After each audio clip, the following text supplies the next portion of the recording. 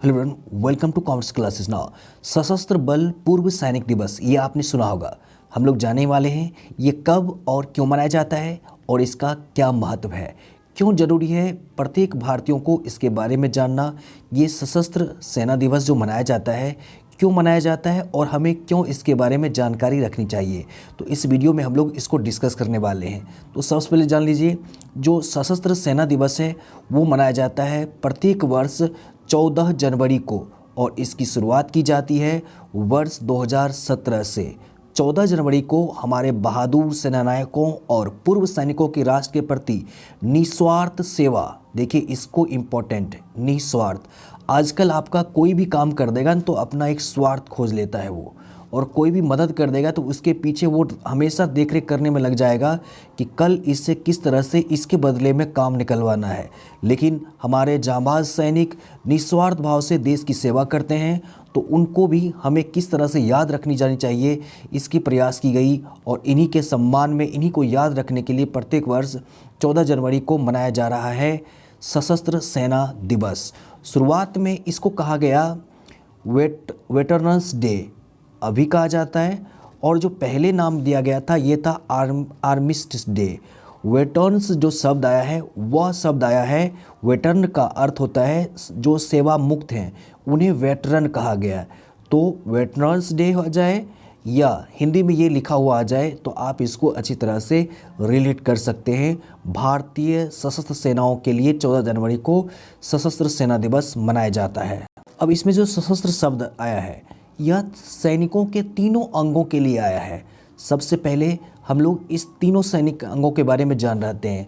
हमारा जो देश सुरक्षित है वो तीनों ओर से, तीनों अंगों के द्वारा, थल सेना, वायुसेना और जल सेना, इन्हीं तीनों सशस्त्र सेनाओं के अथक प्रयास से हमारा देश सुरक्षित है।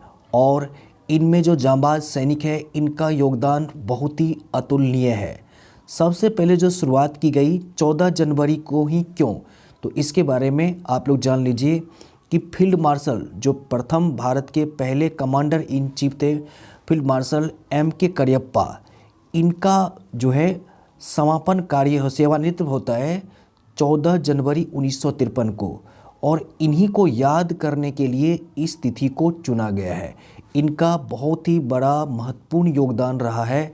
General M. करियप्पा, ये हैं पहले भारत के फील्ड मार्शल K.M. करियप्पा। इन तीनों सेनाओं के हेडक्वार्टर्स के बारे में जान लीजिए।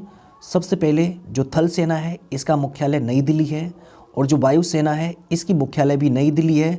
परंतु अगर हम बात करते हैं जल सेना अर्थात नौसेना का, तो इन्हें मुख्य रूप से 3 भागों में बांटा गया है। पहला है वेस्टर्न लेवल कमांड, जिसका हेडक्वार्टर आपको मुंबई में मिलेगा। ईस्टर्न लेवल कमांड, इसका मुख्यालय विशाखापट्टनम में मिलेगा।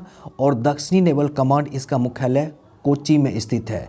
तो आप लोगों को जानना चाहिए 14 जनवरी क्यों खास है सशस्त्र सेनाओं के लिए, तीनों अंग के सेनाओं के लिए। और आप लोगों को, हम लोगों को हर हमेशा चाहिए, सैनिकों को हमेशा सम्मान देना चाहिए, क्योंकि ये वो जांबाज होते हैं जो निस्वार्थ भाव से देश की सेवा के लिए हमेशा तत्पर रहते हैं। देश सुरक्षित है तब हम सुरक्षित हैं, और इन सुरक्षा भावनाओं से ये सभी जांबाज हमेशा तत्पर रहते हैं, तभी हम चैन से सुरक्षित रह पाते हैं। इनका कोई स्वार्थ अलग से निहित नहीं होता है। आजकल के लोगों को देख लीजिए, कोई नेता है, कोई लीडर है या कोई सामाजिक कार्यकर्ता है, समान रूप से वो काम करेगा तो अपना स्वार्थ खोजता है, कहाँ से उसको क्या मिल जाए, एक वोट मिल जाए, या उसके बदले में इससे कुछ और सामान ले लेनी है, या किसी दूसरे तरह से इससे हेल्प ले लेनी है। लेकिन हमारे जांबाज तीनों सेनाओं में जो प्रमुख सैनिक हैं, जब ये देश की सेवा के लिए निकलते हैं तो इन्हें कुछ नहीं, बस अपना देश नज़र आता है, हम लोगों की सुरक्षा नज़र आती है। इसलिए आइए मिलकर हम इन तमाम सैनिकों को सम्मान की निगाहों से देखें और एक सम्मान की भावना हमेशा बनाए रखें।